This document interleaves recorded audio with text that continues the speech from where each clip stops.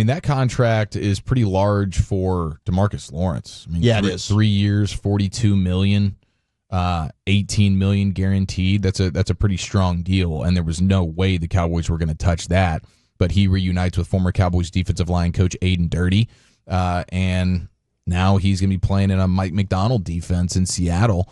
But that's a bummer to see him go for sure. He's been a solid player. Wish they could have found a way to bring him back, but at that dollar amount, there was no chance of it. And Walchuk, you had heard that maybe that was it was heading that direction for a while now with DeMarcus. Yeah, I mean, now that he's gone, I had some people that were talking about late in the year, like the quit word was thrown around. Like maybe if they were competing to be in the postseason, maybe then it's different for Tank. But the fact that they weren't, I don't think he was super eager to come back and play.